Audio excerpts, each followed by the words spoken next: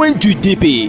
Coin du DP, un canal pour les directeurs de publication de se prononcer sur l'actualité socio-économique, culturelle, sportive et autres, sans oublier la une des journaux. Donc quand je sais que je prends un billet et qu'en amont on me le refusera, je suis obligé de le refuser sur place. Cela en vaut pour les pièces. Donc il faut que le ministère des commerçants essaye de passer à une campagne de sensibilisation. On diminue le prix et on laisse chaque conducteur de s'attendre, ce qui fait qu'aujourd'hui il y a des problèmes entre les chauffeurs et les passagers. Chauffeur, je vais à Goué, mais pardon, je n'ai que 300 francs. Le chauffeur sert la mine. Pour ma part, l'une des grandes menaces qui pèsent sur nos pays, c'est celle du foncier. Et si ce problème n'est pas vite résolu, il pourra un jour nous sauter et provoquer de graves conséquences dans notre pays, surtout à Lomé. Pourquoi c'est maintenant qu'on a dépoussiéré cela pour prendre un décret autour? C'est pas hasard cette situation dormante de l'opposition après les dernières élections présidentielles. Ford ne va pas se tirer des balles dans les pattes. Si l'opposition dort, c'est tant mieux pour lui. Je vois par endroits les gens faire de la propriété de façon spontanée, mais je voudrais dire que ce n'est pas suffisant. Par rapport à Lomé, où les gens viendront spécialement, il faut que tous les quartiers de Lomé soient mis au propre. Le Jassement a aussi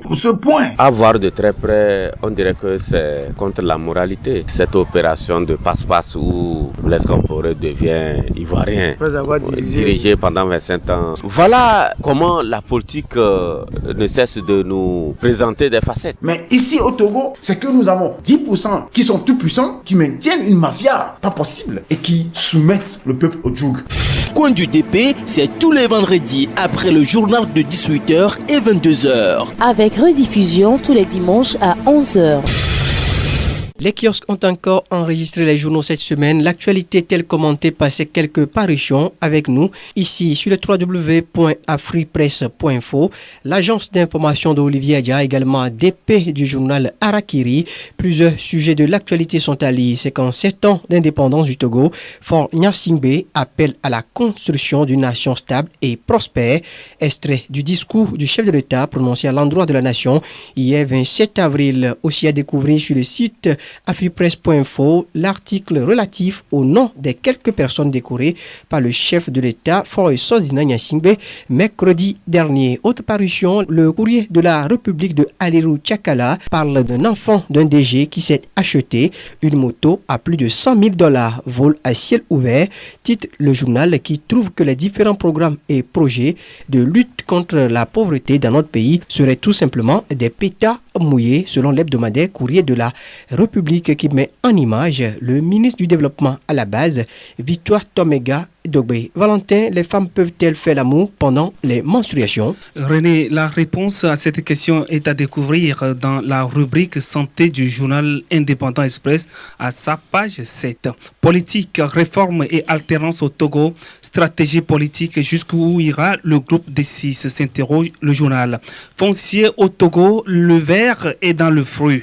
Le vrai problème des conflits, c'est l'État lui-même à en croire l'hebdomadaire Indépendant Express. Sur ce sujet du Forum national du foncier et ses recommandations, le magnat libéré de Abbas Issaka dans les kiosques mercredi en fait cas pour le journal. La question des juges véreux et des notaires reste toujours une équation à résoudre. Page 3 du journal qui renchérit: la terre perd son statut de patrimoine pour un statut de marchandise. Média, la République togolaise lance son site officiel d'information.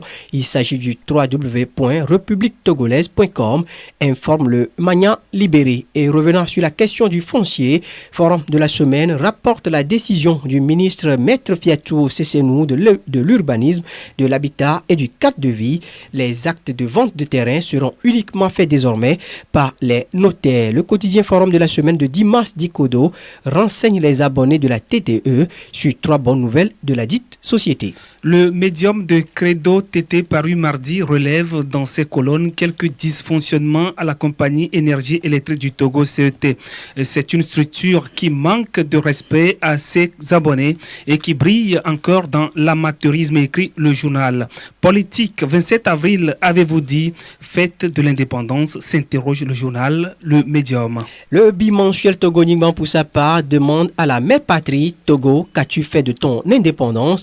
Et Faure Gnassingbé immortalise le 57e anniversaire de l'indépendance, ajoute le journal qui fait un zoom sur sur la présidentielle française. Faire reculer ou faire progresser la France, les Français décideront au deuxième tour le 7 mai prochain.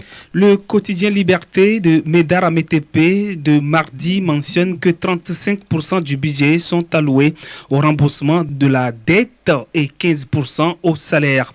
Consécration budgétaire en 2017 en image, le professeur Kako Noubouba, dont les propos se rapportent par le journal, je cite, « Nous devons absolument maîtriser la dette et utiliser rationnellement les ressources qui nous restent pour financer la croissance et la création d'emplois. » Fin de citation. Santé, les praticiens de la chirurgie du Togo et du Bénin ont discuté du cancer. Celui qui a tué Sylvanus Olympio a découvert dans le journal. Aussi à lire dans le quotidien Liberté, un grand reportage sur la route Notié-Toun, frontière Bénin. L'autre chantier atteint du syndrome abandon.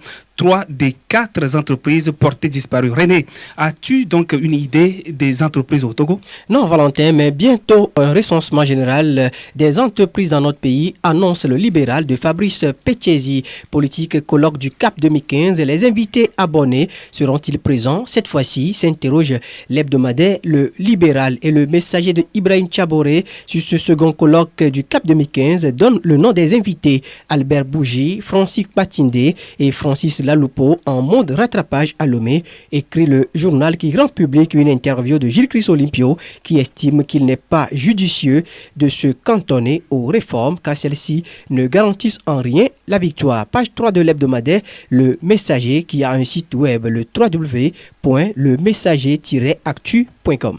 La fraternité de Joël Ega, paru mardi, parle du sexe. Embrouille entre les pasteurs quand Dieu met à nu ces vendeurs d'illusions au Togo. Article à découvrir à la page 5 du numéro 225 du journal. Lutte contre la corruption, ces dossiers que la haute autorité mise en place pour ce fait va vite ouvrir. À lire dans la Fraternité. Toujours avec ce journal Fraternité, cette fois-ci, inauguration du siège de l'OTR. Bawara échappe de justesse à une scène embarrassante, précise l'hebdomadaire. Et Valentin, le journal de la bonne humeur SICA s'intéresse aussi à l'OTR, l'Office togolais des recettes, pas trop difficile pour le nouveau patron des lieux, Kodjo Adedje, titre le numéro 243 du journal SICA qui dresse une belle caricature sur le programme de purification du Togo annoncé par le Hkroun. Notre Messie refuse le sacrifice. Monsieur le Président, acceptez de faire ce petit sacrifice et le pays sera sauvé pour toujours. Demande un monsieur. Non, non, rétorque le Président qui lance je refuse, je suis le fils de Yadema et à un autre monsieur en mode hip-hop de convaincre le président en ces termes. Tchalé, viens là, ça ne va pas faire mal. C'est dans le journal Sika de mardi 25 avril dernier. La lanterne de Robert Doumachi, le journal indique que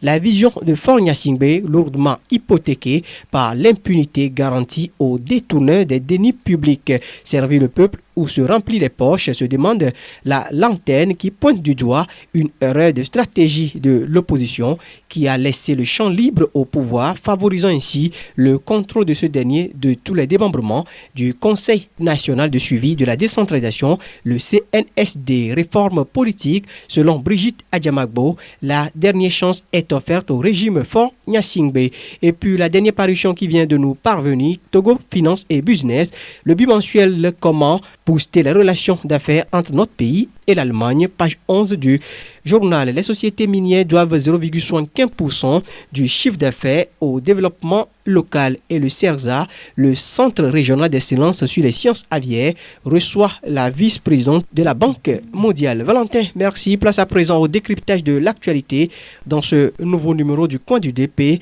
Le directeur de publication du journal Harakiri et de l'agence Afripresse, Olivier Adja, est l'invité de Eugène Bamazé. Olivier Adja, patron de l'agence Afripresse, bonjour. Oui, bonjour, cher ami. Voilà. Et la fête? On rend grâce à Dieu, le Togo a 57 ans. Donc c'est l'âge d'un adulte et on espère que le Togo va désormais se comporter comme un adulte. Un adulte, c'est quelqu'un qui s'assume, c'est quelqu'un qui sait là où il va, c'est quelqu'un qui est responsable. 57 ans, c'est beaucoup, mais si on fait le bilan, nous n'avons pas encore atteint les résultats de quelqu'un qui a 57 ans. Donc on espère que à partir de cette célébration, ça va donner l'élan pour une nouvelle renaissance de notre nation, le Togo. Ces 57 ans sont placés sous le thème « Ensemble, maintenant le cap pour un développement inclusif ». Et puis plusieurs manifestations ont marqué ces 57 ans, lancement des travaux, inauguration des immeubles, cérémonie de décoration, exposition sur le père de l'indépendance, Sylvanus Olympio, réanimation de la flamme de l'indépendance. Bref, comment vous appréciez ces manifestations qui ont été au menu de ces 57 ans de célébration? Non, je crois que le chef de l'État actuel, on sent qu'il s'implique dans la célébration du 27 avril. Vous savez, le Togo vient de loin dans le sens de cette célébration-là. Et on avait tenté, ou l'ancien régime avait tenté entre-temps de faire disparaître cette date au profit du 13 janvier. Mais avec Faure Gnassingbé, on sent un retour aux fondamentaux, et un retour à cette date parce que c'est la date qui unit tous les Togolais du nord au sud, de l'est à l'ouest. Vous avez cité toutes les activités qui ont marqué la célébration de notre pays à la souveraineté internationale. Ça a commencé d'abord par l'inauguration d'un pont sur les fleuves Kara et Kumongu. Et vous savez, la route du développement passe par le développement de la route, on le dit.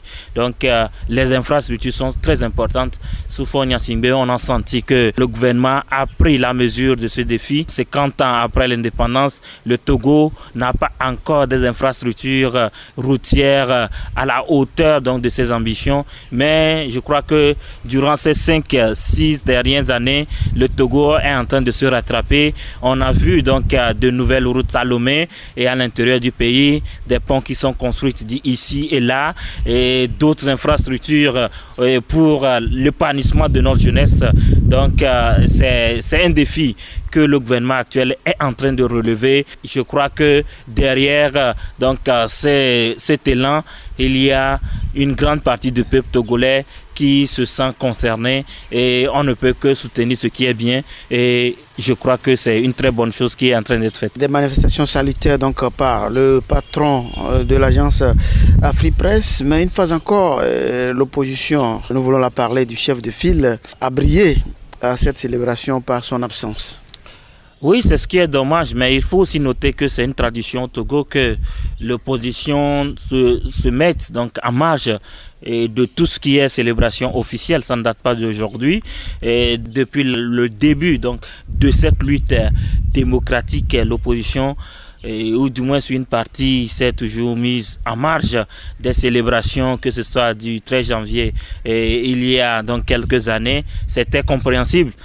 Aujourd'hui, du 27 avril, où le chef de file de l'opposition, qui est censé avoir un statut officiel, se met en marge de cette célébration-là.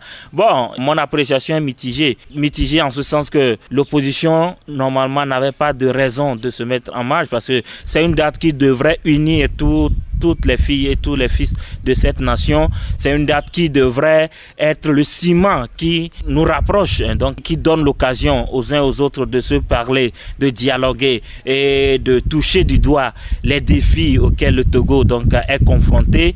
C'est une date qui ne devrait pas du tout nous désunir.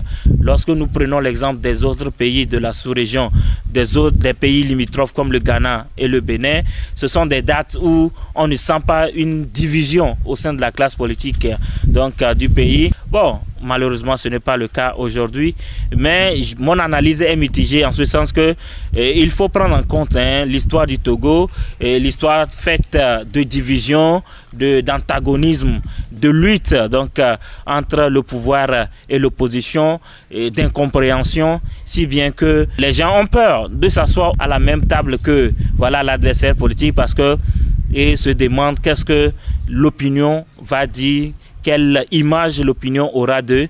Donc, ils se mettent en marge de ça. Bon, espérons que d'ici quelques années, et toutes ces considérations vont être mises de côté pour l'intérêt général, l'intérêt commun de nous tous en tant que citoyens du pays. Puis, est-ce que ça veut dire qu'aujourd'hui, si l'opposition prenait le pouvoir de ces genres de manifestations, il va les supprimer ou carrément les célébrer seuls sans inclure peut-être UNIR qui deviendra son opposition?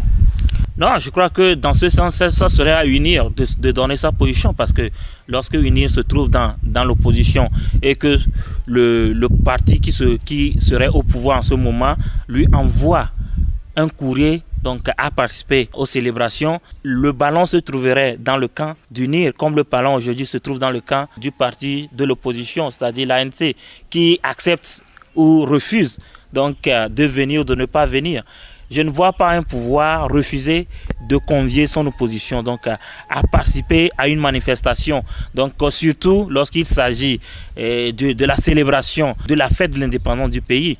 Donc je crois que lorsque l'ANC sera au pouvoir, elle enverrait à coup sûr des invitations à UNIR. Donc si l'UNIR est dans l'opposition, et en ce moment c'est au parti UNIR d'accepter ou de refuser. Aujourd'hui, UNIR est au pouvoir et je suis persuadé que ce parti ou le parti au pouvoir envoie toujours des invitations à l'ANC qui est dans l'opposition.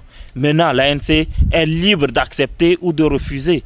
Et moi, personnellement, je ne comprends pas pourquoi l'ANC refuse donc de participer, du moins aux célébrations de cette fête. La Blodé, qui unit, en tout cas, ou qui du moins rassemble tous les citoyens de notre pays. Et plus juste titre, l'ANC se réclame du parti, donc d'un parti nationaliste. L'ANC se réclame du parti Ablodé, le parti qui célèbre ou du moins a une grande vision pour la date de l'indépendance du Togo. Normalement, c'est un parti qui devrait en réalité saisir cette occasion pour montrer qu'il a donc une vision, il a un plan donc pour le pays, et ce plan passe par cette date-là dans laquelle tous les Togolais se retrouvent. Bon, malheureusement, ils ont leur agenda, ils ont leurs raisons que nous ne pouvons pas rejeter donc totalement. Voilà, Olivier Adja, d'aucuns disent que c'est parce que le chef de file de l'opposition, Jean-Pierre Fabre, se comporte de la sorte. C'est pourquoi le chef de l'État a tendance à ne pas répondre à ses courriers, même à ne pas le recevoir en audience quand il la demande. Bon, vous savez, le jeu politique a ses raisons que la raison ignore. Parce que personnellement, moi, je ne suis pas pour ce que le chef de l'État ne reçoive pas le chef de file de l'opposition, quelles que soient les raisons. Parce que c'est inscrit dans la loi que le chef de l'État doit recevoir périodiquement le chef de file de l'opposition.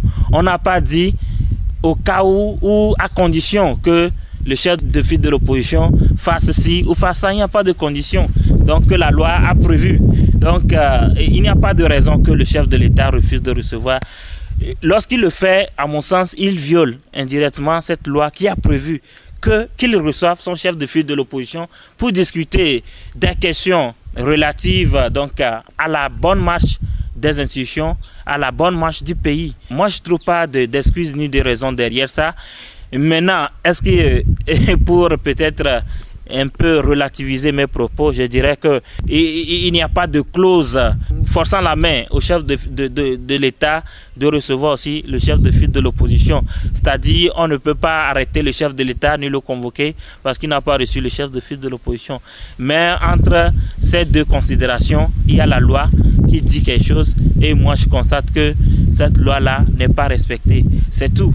Maintenant, comment le chef de file de l'opposition devrait se comporter pour que le chef de l'État le reçoive? Je n'oserais donc décrire le meilleur comportement. Je ne saurais décrire la bonne manière que le chef de file de l'opposition devrait avoir pour qu'il soit reçu, parce que il n'y a pas lieu pour le chef de file de l'opposition de jouer donc au garçon de course ou de jouer. Donc c'est ça, il faut prendre en compte ce que la loi prévoit et l'appliquer, c'est tout. Voilà.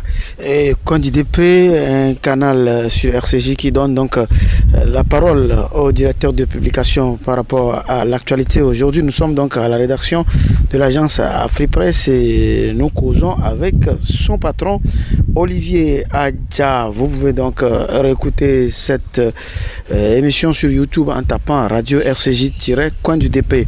Olivier Adja, le forum sur le foncier vient de prendre fin à Lomé la semaine dernière. Comptez-vous que les recommandations prises lors de ce forum vont sortir notre pays de cette poudrière, de cette bombe à retardement comme nous avons l'habitude de le dire? Non, c'est l'espoir de tout un chacun de nous. C'est-à-dire le foncier aujourd'hui est un domaine où, en tout cas, voilà un domaine qui est sensible, qui cause beaucoup d'ennuis donc à notre société, à la cohésion des filles et fils de notre nation.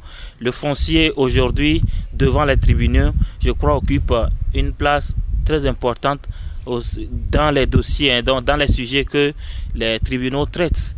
Donc, et le chef de l'État, dans un discours, a reconnu que le foncier constitue une bombe donc, à retardement pour notre pays, si on y prend garde. Mais depuis ce discours, on ne voit pas ce qui a été fait de concret pour trouver une solution donc, aux différentes difficultés, aux problèmes que le foncier rencontre dans notre pays. Et c'est pourquoi ce forum national sur le foncier, moi je l'ai salué donc à sa juste valeur, parce que ça a permis aux acteurs donc, de discuter de toutes les questions qui ont trait donc, au foncier dans notre pays, de réunir tous ceux-là qui sont parties prenantes donc, dans la question du foncier dans notre pays et de faire donc, des propositions pour essayer de résoudre ces problèmes-là. On parle déjà d'un code donc, du foncier qui est à l'étude donc, pour le pays. Espérons que ce code va apporter des solutions ou des approches de solutions pour essayer de résoudre un tant soit peu le problème. Et maintenant, ceci étant dit, j'ai quand même des critiques ou voilà, des réserves par rapport à l'initiative. Mon analyse est à deux niveaux. Il faut saluer l'initiative qui a été prise parce que le pays avait besoin que les acteurs du foncier se retrouvent et qu'ils parlent, qu'ils mettent sur la table toutes les difficultés, toutes les questions qui sont des pommes de discorde dans le foncier au niveau de notre pays. Mais est-ce qu'on a touché, on a crevé l'abcès? Est-ce qu'ils sont allés au fond réellement des problèmes? Ma première réserve se trouve même sur un article de l'ancien code qui dit que les documents, les titres fonciers sont inattaquables. C'est déjà un problème à mon niveau. Si le titre foncier est inattaquable, alors moi je peux user de recours ou du moins d'astuces frauduleuses pour acquérir un titre foncier. Je peux jouer sur mes réseaux au niveau du cadastre, au niveau de la justice pour avoir un titre foncier. Et dès lors que je l'ai, alors mon titre foncier est inattaquable. Lorsque vous avez un terrain et juste des méthodes frauduleuses pour accaparer votre terre et faire un titre foncier là-dessus, lorsque vous vous réveillez, j'ai déjà un titre foncier et vous ne pouvez plus m'attaquer. C'est ça ce que la loi dit. La loi qui était là dit. Alors, est-ce que c'est une bonne loi? Parce qu'aujourd'hui, on sent que c'est les plus forts qui arrivent à établir les titres fonciers. Il y a des réseaux pas possibles au niveau de la justice, au niveau des avocats, au niveau donc des corps habillés, des forces de l'ordre, au niveau de l'administration, qui se mettent ensemble pour retirer à la veuve et à l'orphelin des terrains, pour retirer aux communautés des centaines d'hectares. Et le juge, facilement, il signe des documents. Les cadastres, ils font des documents sur ces terrains. Alors, dans ce cas, est-ce que ces titres doivent être inattaquables? Ça, c'est le premier point. C'est la première réserve que moi j'émets. La deuxième réserve porte d'abord sur ceux-là à qui on autorise d'acheter des milliers d'hectares dans notre pays parce qu'ils ont des moyens. Alors, ça veut dire que si je suis milliardaire aujourd'hui, je peux acheter toute une région. J'achète la région des savanes et c'est autorisé parce qu'on est dans un état de libre commerce où lorsque vous avez les moyens et que le marché est là, vous pouvez investir. Donc je peux acheter des centaines de milliers d'hectares. Et expulser expulser tout le monde d'une région sans que, parce qu'on me dit que c'est libre, c'est la question que je me pose. Ça veut dire qu'il n'y a plus d'équité, parce que le plus fort, le plus nanti peut facilement exclure, peut facilement brimer le moins nanti, peut facilement expulser de cette terre le moins nanti, parce que derrière la vente, il y a aussi des gens qui ne sont pas en réalité des propriétaires, mais qui arrivent à vendre des terrains. Sans avoir le titre de propriétaire ou du moins de mandataire, ils vont vendre des terrains de toute une collectivité. Et vous êtes là, Un jour, on vient, on dit, bon, votre village ne vous appartient plus. C'est arrivé quand vous allez à Davier, à Zanguera, tout près de vous ici, où un jeune se lève et va expulser tout un village parce qu'il se dit que le village appartenait à ses grands-parents. Mais vous rendez compte? Ça, c'est un aspect sur lequel il faut beaucoup mettre l'accent. Mais l'autre accès, c'est qu'on se rend compte qu'il y a des gens qui se sont enrichis de manière pas claire. Je ne veux pas utiliser de manière frauduleuse, mais de manière pas claire. Et sachant qu'ils ne peuvent pas investir ces sous-là dans des circuits plus contrôlés, qui ne veulent pas aller déposer le fruit de leur vol dans des banques institutionnalisées, ils vont l'investir dans le foncier. Ils vont acheter des milliers d'hectares. C'est-à-dire, ils se disent que là, c'est difficile de contrôler puisque le foncier aujourd'hui, si je ne me trompe, il n'y a pas d'impôt ni de taxes. Lorsque vous achetez votre terre, vous l'avez acheté. Demain, le terre ne viendra pas vous dire que, bon, on prend l'impôt sur votre parcelle. Ça n'existe pas. Du moins, peut-être je peux me tromper. Alors là, les gens achètent des milliers d'hectares dans le pays parce qu'ils se disent que là, c'est garanti, ils n'ont pas à payer 5 francs. Mais ils calculent dans 10 ans, dans 15 ans, que ces parcelles vont prendre de la valeur et ils vont le revendre. C'est plus facile que lorsque vous prenez l'argent de l'État, vous allez acheter des terrains dans les localités les plus reculées, personne ni vu ni connu. Alors, vous investissez des milliards, vous achetez des régions et demain, vous pouvez le revendre au double de votre investissement. Alors là, il y a un circuit de blanchiment. Dans le foncier, il y a un circuit de blanchiment que les gens donc, ont su et dans lequel les gens investissent. Et ces gens-là, en réalité, c'est encore des personnalités qui sont haut placées et qui doivent résoudre le problème du foncier de notre pays. Vous comprenez que je suis un cadre du ministère du Plan ou au niveau du cadastre, je détourne des fonds, je vais investir dans le foncier à Djerkpanga. Lorsqu'on me demande alors de faire une loi ou du moins d'appliquer la loi qui risque de me frapper moi-même, j'aurais du mal à le faire. Donc c'est là, le ver se trouve dans le fruit ou du moins la mouche s'est posée sur le balai. Avec quoi on va la tuer? Lorsque vous avez un balai que vous utilisez de temps en temps, vous tuez une mouche. Et la mouche vient se poser sur le même balai. Quand vous voulez prendre le balai, elle va s'échapper. C'est le dilemme. Donc, je crois que moi, mes réserves se trouvent là. L'injustice qui se trouve dans le foncier où des réseaux donc, sont constitués qui briment les propriétaires, des propriétaires qui ont pris goût à la vente des terrains et qui vendent à plusieurs personnes. C'est là le mal qui a commencé depuis les années 70. La terre devrait appartenir à l'État. Encore que dans ce cas, l'État devrait être à même de bien gérer la terre que nous tous, en tant que Togolais, nous lui avons confiée. Lorsque l'État se retrouve être le commerçant, lorsque l'État est à la recherche de bénéfices et doit vendre la terre que nous lui avons confiée, c'est ça aussi le problème qui a fait que les communautés ont refusé de confier leur terrain à l'État. L'État est parti et arbitre. L'État est vendeur et acheteur en même temps. Donc, on a confié la gestion, la jouissance de cette terre-là aux communautés. Et la terre est devenue une marchandise. En réalité, la terre ne devrait pas être une marchandise. Lorsque la terre devient une marchandise, alors les gens prennent du goût à vendre cette terre-là et à revendre. Et ça cause des problèmes parce que même des gens qui ne sont pas propriétaires viennent vendre des terrains. Dans des localités où ils sont des halogènes, ils vendent des terrains. C'est un peu incompréhensible. Mais c'est ça le danger pour notre pays parce que moi je suis sûr que si on ne règle pas le problème, ça serait difficile à régler, je le reconnais. Mais si on ne le règle pas aujourd'hui, nos petits-fils, nos descendants vont en payer le prix lourd parce qu'une communauté va se lever contre une autre, une famille contre une autre, un voisin contre un autre parce qu'il y a un conflit sur le terrain qui date de centaines d'années et qui n'est pas réglé. Et les gens vont se lever avec des gourdins et des coupes pour se régler des comptes. Ce que nous ne voulons pas, c'est pourquoi l'État aujourd'hui a une grande responsabilité. Nos personnalités, nos leaders d'opinion, nous en tant que journalistes, nous avons un très grand rôle à jouer pour éviter l'explosion que nous sommes en train de préparer pour demain, pour nos fils et nos petits. Et ce n'est pas donc tombé dans les oreilles sourdes. Candidat Olivier Adja, un petit mot sur la santé. Cette semaine, le 25 avril dernier précisément, nous avons le monde entier a célébré donc la journée de lutte contre le paludisme qui fait, selon l'OMS, plus de 400 000 morts par an dans le monde. Certainement, vous devez avoir une réaction.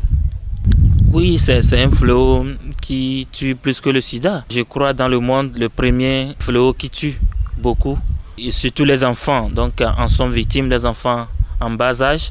Et le paludisme donc tue surtout dans les pays du sud, donc de l'hémisphère sud, dans les pays tropicaux où et les moustiques pullulent. J'ose croire que c'est une maladie contre laquelle la communauté internationale est en train de lutter parce que elle a beaucoup duré, ça fait des décennies, voire donc des lustres que cette maladie tue. Mais pourquoi est-ce qu'on n'arrive pas à trouver des remèdes efficaces contre le paludisme? Pourquoi il n'y a pas encore un vaccin contre le paludisme et ce sont seulement des produits, des médicaments? Ce sont eux qui ont les moyens de faire les recherches, ce sont eux qui ont les grands laboratoires de recherche. Mais pourquoi est-ce qu'on n'arrive toujours pas à trouver un remède efficace contre le paludisme? C'est parce que dans les pays du Sud, on attend tout des pays du Nord. On attend tout, vous m'excusez le mot, mais du blanc. Alors que le blanc a aussi ses préoccupations, a aussi ses défis à relever. Donc pourquoi nous qui souffrons de ce mal-là, nous ne pouvons pas nous lever et nous battre pour trouver des vaccins, des remèdes efficaces qui luttent, qui sauvent des milliers de centaines de vies? C'est parce que en réalité, les pays africains, en général, on est en marge de l'évolution du monde. On ne veut pas prendre nos destins en main et qu'on attende tout de l'Occident. On attend tout. On tend trop les mains. Par exemple, on parle d'Ebola. Si les pays développés ne volent pas au secours de l'Afrique, si les États-Unis n'avaient pas mobilisé des moyens pour sauver le Libéria, on serait en train d'assister à des morts encore jusqu'à maintenant. Mais après ça, qu'est-ce que nous-mêmes, les Africains, on fait pour prévenir, pour faire des recherches et savoir comment lutter contre ces fléaux qui nous frappent à chaque instant? Non, on croise les bras, on attend que ça frappe et qu'on fasse appel. Donc je crois que c'est un peu difficile de comprendre, nous les Africains, c'est un peu difficile de comprendre notre raisonnement, notre logique, parce que la logique des Africains n'a aucune logique. Vous m'excusez, oui, mais c'est philosophique à quelque part. Il n'y a aucune logique dans notre logique. Il ne faut pas attendre que le malheur nous frappe avant de réagir. Et comment on réagit aussi? On attend toujours que nos partenaires viennent à notre secours. Mais après le fléau, vous ne sentirez pas qu'on a mis un laboratoire, on a mis les moyens à la disposition des chercheurs africains, on a mobilisé les médecins, les grands chercheurs pour pouvoir trouver des solutions aux crises dont nous sommes victimes chaque fois. Non, c'est toujours l'Occident, c'est toujours les Blancs, c'est toujours le Nord, les pays du Nord qui doivent nous venir au secours. Il faut d'accord que nous grandissons. Le civisme, Olivier Adja, c'est quand c'est après l'indépendance, on a tendance à se dire des bêtises en pleine ville, sur nos axes, au Dominto, Olivier, qu'est-ce qu'il faut faire concrètement aujourd'hui pour arrêter ce genre de comportement? Non, je crois que c'est désolant. C'est désolant. Ça donne une très mauvaise image de notre pays.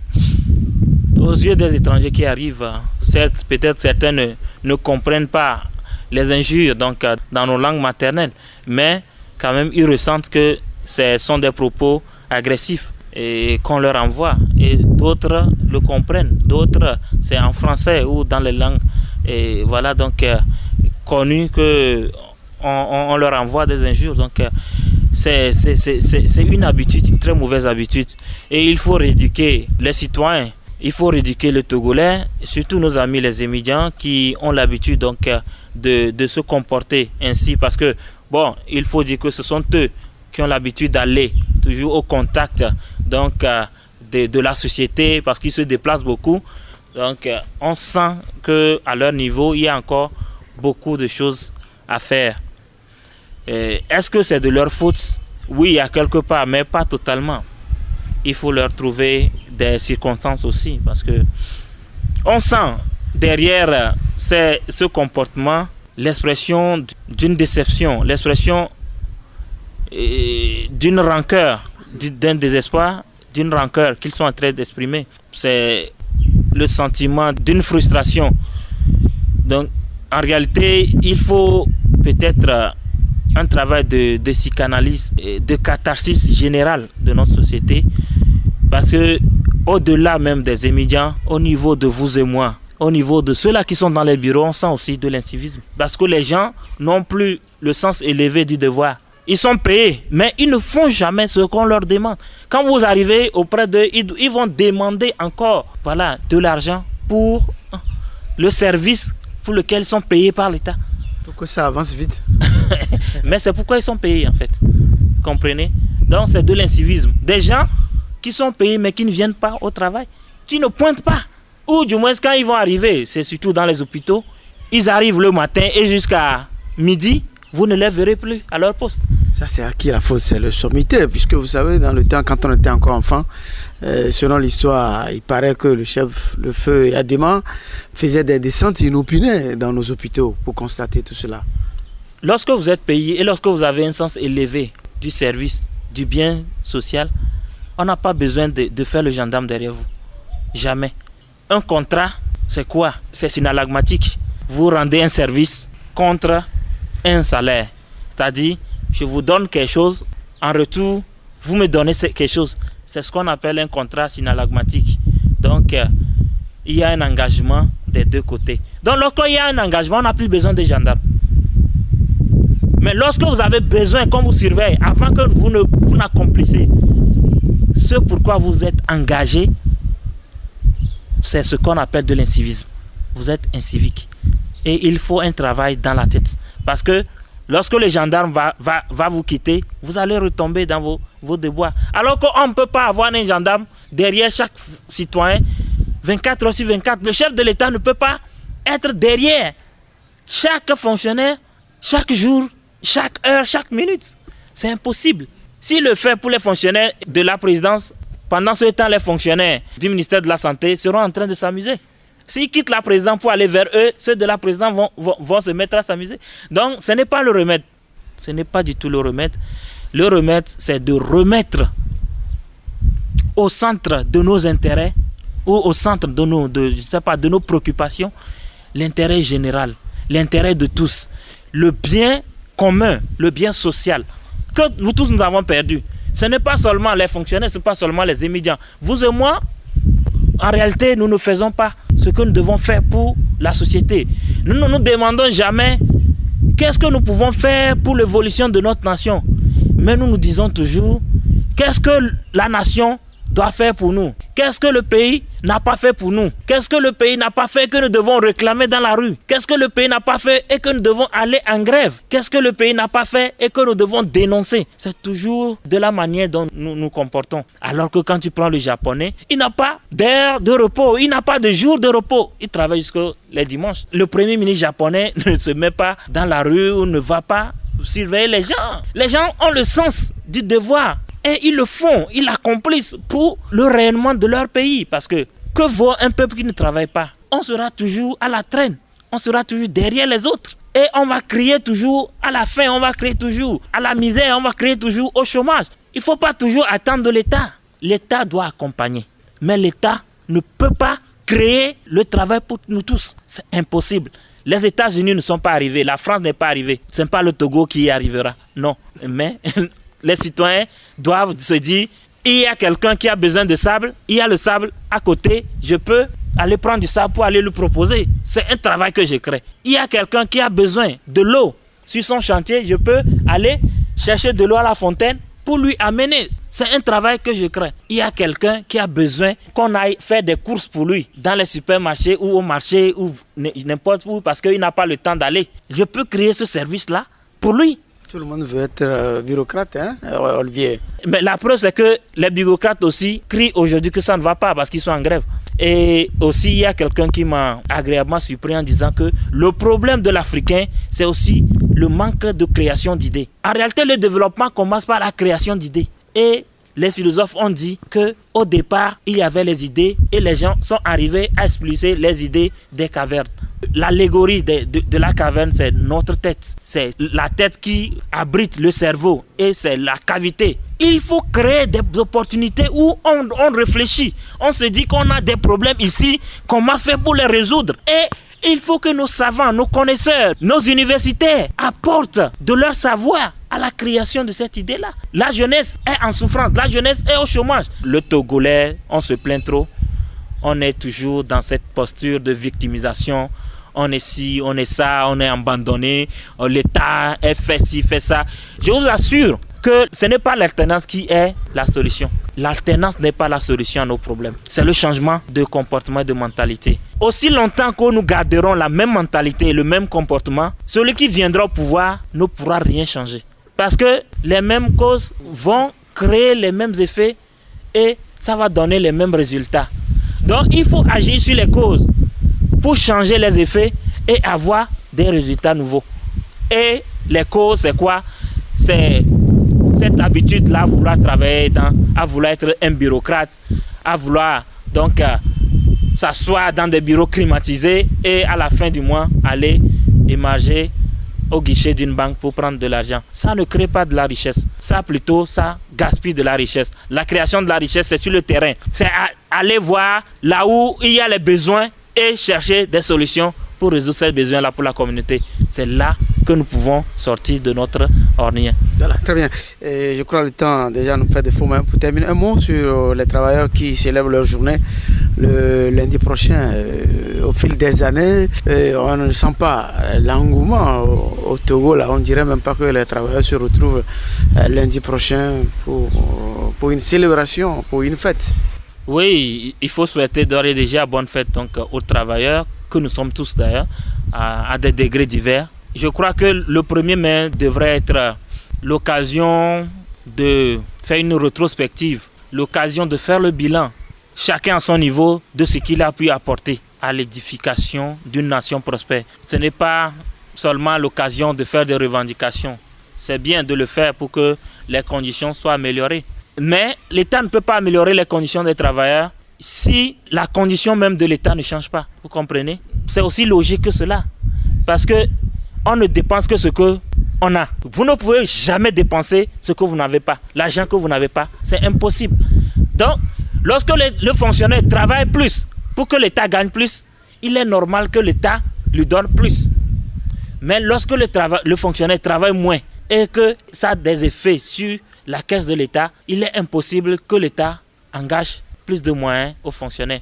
Donc, c'est une dialectique. Hein, c'est un syllogisme. Et on ne peut pas sortir donc, de cela tant qu'on va être dans cette posture de réclamation, de revendication, de plainte, de jérémiade. On ne s'en sortira jamais. Jusqu'à ce que nous prenions conscience du fait que chacun a un rôle à jouer dans le destin commun de nos sociétés, je crois qu'on a du chemin à faire. Donc c'est le lieu de lancer un appel à tous les fonctionnaires de prendre conscience que nous sommes en retard sur beaucoup de pays dans la sous-région parce que nous ne travaillons pas beaucoup, mais nous attendons beaucoup. Il faut que nous passions donc au travail au lieu d'être là à pondre des communiqués, à se plaindre, à multiplier des grèves. Je ne dis pas que la grève n'est pas une bonne chose, non. Mais à côté de la grève, on sait qu'on a fait un travail et qu'on n'est pas payé. Pour ça, donc, on peut gréver. Mais lorsqu'on ne fait pas le travail et qu'on grève, il y a comme de l'arnaque.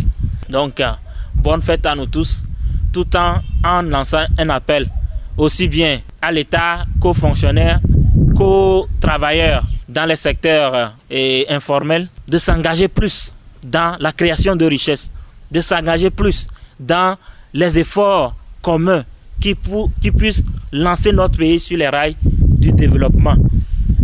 La responsabilité de l'État, je le dis encore, c'est de créer les conditions, l'environnement propice à l'éclosion ou du moins à la bonne marche des affaires dans notre pays. Cet environnement est en train d'être créé, mais on n'est pas encore tout à fait là parce qu'il y a des investisseurs qui viennent dans notre pays pour mettre de l'argent et derrière, il y a des gens qui leur disent « si vous ne donnez pas 15% de ce que vous voulez investir, on ne vous laisse pas travailler ». Ce sont des ennemis de la République aussi.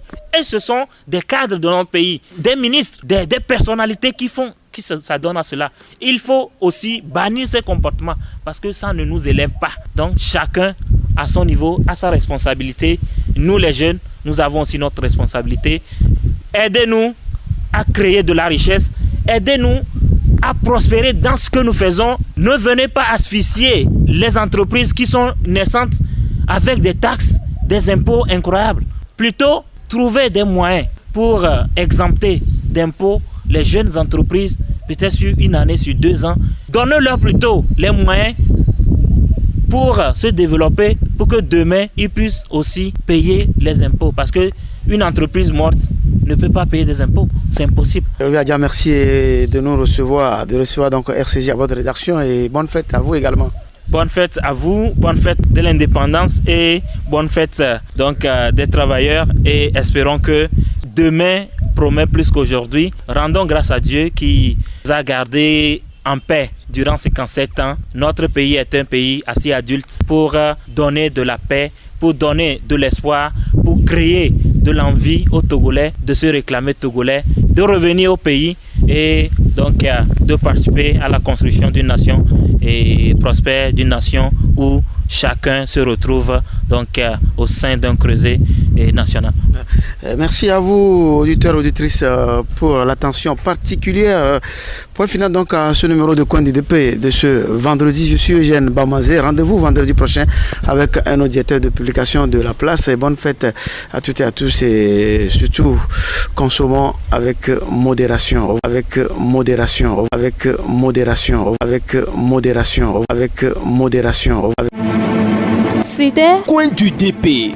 Coin du DP, un canal pour les directeurs de publication de se prononcer sur l'actualité socio-économique, culturelle, sportive et autres, sans oublier la une des journaux. Je pense que c'est des gamineries qu'ils doivent arrêter et que lorsqu'on leur offre un cadre de discussion, ils doivent saisir l'occasion pour aller exprimer leurs idées. Qu'on demande à ceux qui ont mis la main dans l'argent du pays, qu'ils remboursent. Si tous ceux qui ont volé le pays là, cette minorité a dont parlait chaque fois le chef de l'État, si on arrive à faire en sorte que cette minorité et tous ceux qui continuent de piller ce pays à rembourser l'argent qu'ils ont pillé, qu'on n'aura plus à aller emprunter chaque jour de l'argent. Pour le moment, faisons un pas, la limitation de mandat et le mode de scrutin. Et vous n'êtes pas sans savoir, ce qui a encore braqué les gens, c'est la sortie de Maganawe Florent qui a dit que l'APG est déjà caduque. Bonne opportunité offerte une fois encore à l'Afrique, donc après d'autres regroupements de pays, ce sont les États-Unis d'Amérique qui offrent donc une opportunité à l'Afrique pour une fois échanger. Dans un pays normal et surtout en Afrique,